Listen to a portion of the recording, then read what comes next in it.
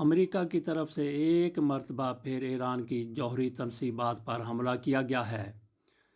یہ نطنز کی ایٹمی تنصیبات ہیں جن پر ایک مرتبہ پھر حملہ کیا گیا ہے، جبکہ گزشتہ سال جون میں بھی امریکہ کی طرف سے حملہ کیا گیا تھا۔ اس وقت 3 ایٹمی تنصیبات کو نشانہ بنایا گیا تھا، نطنز کو، فردو کو اور اصفہان کو۔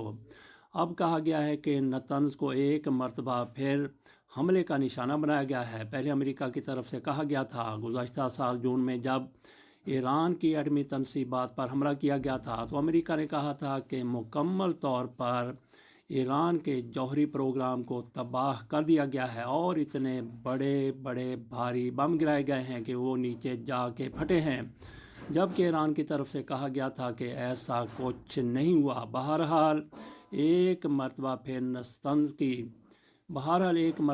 نطنز کی ایٹمی تنصیبات کو نشانہ بنایا گیا ہے اور اس کی تصدیق IAEA کی طرف سے بھی کی گئی ہے۔ ایران نے بھی اس حوالے سے کہا ہے کہ جوہری تنصیب پر حملہ کیا گیا ہے۔ اس حوالے سے آپ کے سامنے مکمل رپورٹ رکھ دیتے ہیں۔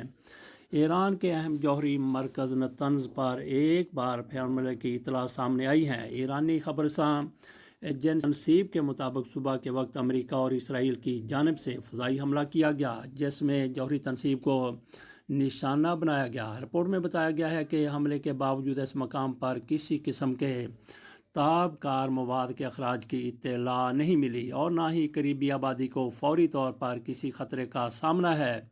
حکام کہتے ہیں کہ صورتحال کو قابو میں رکھا گیا ہے اور نگرانی جاری ہے۔ ایران کے ایٹمی توانائی تنظیم نے بھی اس حملے کی تصدیق کرتے ہوئے کہا ہے کہ نطنز میں قائم شہید احمدی روشن افزودگی مرکز کو نشانہ بنایا گیا۔ ادارے نے ان حملوں کو مجرمانہ کارروائی قرار دیتے ہوئے کہا ہے کہ امریکہ اور اسرائیل نے بین الاقوامی قوانین کے خلاف ورزی کی ہے، جن میں جوہری عدم پھیلاؤ کے معاہدے، NPT اور دیگر حفاظتی اصول شامل ہیں۔ یہ پہلا موقع نہیں جب نطنز نیوکلیئر فیسلٹی کو نشانہ بنایا گیا۔ اس سے قبل بھی جنگ کے ابتدائی دنوں میں یہاں حملہ کیا گیا تھا جس میں سیٹلائٹ تصاویر کے مطابق کئی عمارتوں کو نقصان پہنچا تھا۔ یہ مرکز تہران سے تقریباً 220 کلومیٹر جنوب مشرق میں واقع ہے اور ایران کے اہم ترین جوہری پروگرام کا حصہ سمجھا جاتا ہے۔ دوسری جانب امریکی پالیسی ساز حلقوں میں ایران کے جوہری پروگرام کو محدود کرنے کے حوالے سے مختلف آپشنز پر غور جاری ہے۔ امریکی نشریاتی ادارے CBS نیوز کے مطابق امریکہ اس بات پر بھی غور کر رہا ہے کہ ایران کے افزودہ یورینیم کے ذخائر کو محفوظ بنایا جائے یا پھر انہیں کسی طرح اپنے کنٹرول میں لے لیا جائے۔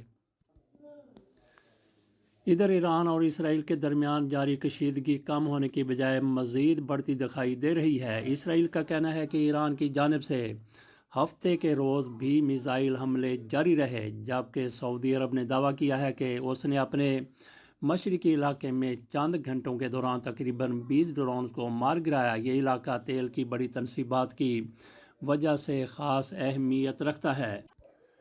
ادھر آبنائے ہرمز کی صورتحال میں کسی قسم کی تبدیلی نہیں آئی۔ وہاں پہ کوئی امریکی یا امریکی اتحادیوں کا جہاز نہیں گزرنے دیا جا رہا، جبکہ برطانیہ کی طرف سے امریکہ کے سامنے گھٹنے ٹیک دیے گئے ہیں۔ فرانس بھی برطانیہ کی طرح ہی امریکہ کے ساتھ کھڑا نظر آتا ہے، بلکہ کئی ممالک کی طرف سے دیگر ان کی تعداد 6 بتائی جا رہی ہے۔ ان کی طرف سے کہا گیا ہے کہ امریکہ کے ساتھ ہرمز کو کھلوانے کے لیے تیار ہیں، جبکہ اس سے پہلے ان کی طرف سے ایسی کسی کارروائی میں شریک ہونے سے انکار کیا گیا تھا۔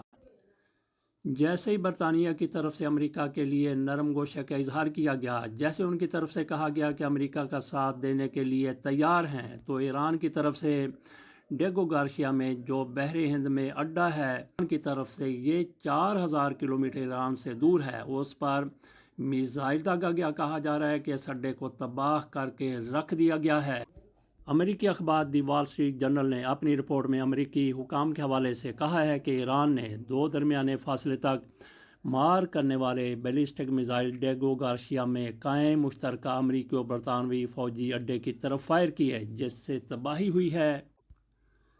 تاہم اخبار کہتا ہے کہ دونوں میزائل اپنے ہدف کو نشانہ بنانے میں ناکام رہے۔ ایک میزائل پرواز کے دوران ہی ناکام ہو گیا، جبکہ دوسرے کو روکنے کے لیے ایک امریکی جنگی بحری جہاز سے SM-3 انٹرسیپٹر میزائل فائر کیا گیا، تاہم یہ واضح نہیں ہو سکا۔ یہ خبر میں بتایا گیا ہے کہ آیا یہ میزائل کامیابی سے تباہ کیا گیا یا نہیں۔ رپورٹ میں یہ بھی نہیں بتایا گیا کہ واقعہ کب پیش آیا کہ ایران کی طرف سے اس کی تباہی کا دعویٰ کیا گیا ہے۔ کہا جاتا ہے کہ ڈیگو گارشیا بحر ہند میں چاگوس جزائر کا سب سے بڑا جزیرہ ہے اور اسے امریکہ اور برطانیہ ایک اہم فوجی اڈے کے طور پر استعمال کرتے ہیں۔ میں امریکی فوجی سرگرمیوں کے لیے ایک مرکزی حیثیت رکھتا ہے اور ماضی میں افغانستان اور عراق میں امریکی کارروائیوں کے لیے استعمال ہوتا رہا ہے۔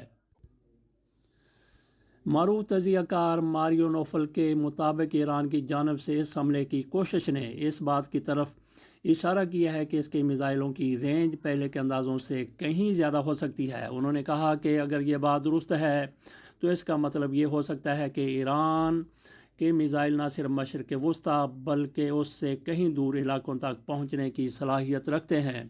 تو کیا ایران کے میزائل امریکہ تک بھی پہنچیں گے؟ یہ بہت بڑا سوال ہے۔ اگر ایسا ہو جاتا ہے تو پھر اندازہ کیجئے کہ امریکہ کے ساتھ کیا ہوگا کیا؟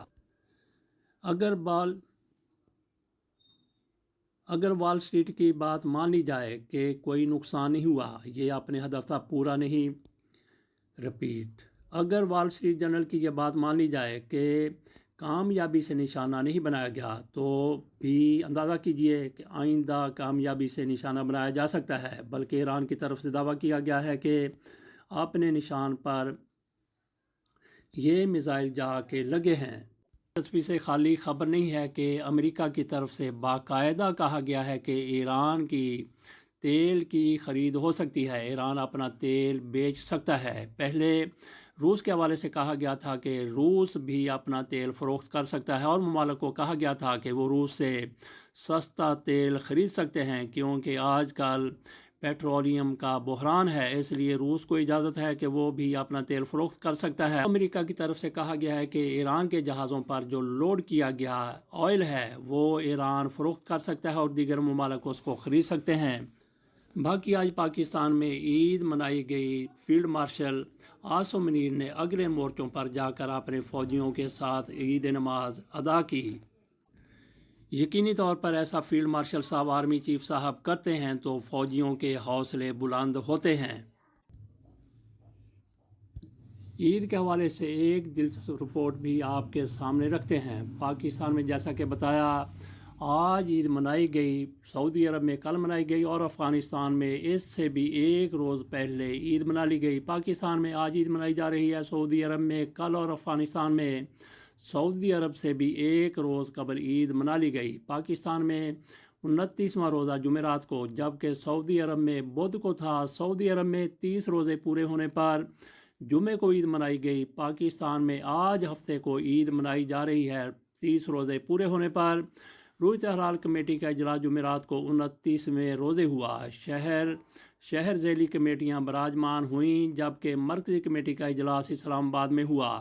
افغانستان میں دنیا بھر میں سب سے پہلے چاند نظر آنے کا اعلان کر دیا گیا۔ اس روز پاکستان میں 28واں روزہ تھا۔ طالبان حکومت کے اعلان پر جمعرات کو عید منائی گئی اور یہ پوری دنیا میں سب سے پہلے منائی جانے والی عید ہے۔ عید کا اعلان چاند دیکھ کر کیا گیا یا یہ انتظامی حکم نامہ تھا جو اجماع کے ذریعے نافذ کر دیا گیا؟ یہ بھی بہت بڑا سوال ہے۔ اتفاق ہے کہ اسی روز پاکستان نے 5 روزہ جنگ بندی کا اعلان بھی افغانستان کے ساتھ کیا تھا۔ افغانستان میں بدھ کو چاند نظر آ گیا۔ 2 گز سرحد کے ادھر چاند نظر نہیں آیا۔ یہ چاند کی مرضی ہے کہ جہاں چاہے چڑھے اور جہاں چاہے نہ چڑھے۔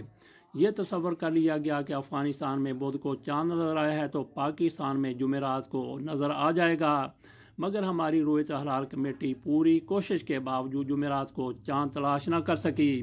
حالانکہ اس قدر یہ کمیٹی سرگرم تھی، جیسے چاند کو زمین پر کھینچ کر لائیں گے یا خود چاند پر پہنچ جائیں گے، مگر چاند نے نہ چڑھنا تھا اور نہ ہی چڑھا۔ خبر کے علاقے سفید سنگ کے لوگوں کو افغانستان کے لوگوں کی طرح بدھ کو چاند نظر آ گیا۔ انہوں نے جمعرات کو عید کی نماز ادا کی۔ ویسے پشاور سے 6 شہادتیں موصول ہوئی تھیں جن کو قابل بھروسہ رویت حلال کمیٹی کی طرف سے نہ سمجھا گیا اور ان کو رد کر دیا گیا، لہٰذا عید ہفتے کو کرنے کا اعلان ہوا اور آج ہفتے کو پاکستان میں عید تھی۔ ان خان صاحبوں نے چاند نظر آنے کا دعویٰ کیا تو کیا انہوں نے اگلے دن روزہ رکھا یا پھر انہوں نے اور ان کی بستی کے لوگوں نے عید منائی؟ یہ بہت بڑا سوال ہے، کیونکہ اگر چاند نظر آ جائے تو پھر اگلے روز روزہ رکھنے کا کوئی جواز نہیں بنتا اسلامی روح سے، شریعت کی روح سے۔ اس کے ساتھ اجازت دیجیے، اللہ حافظ۔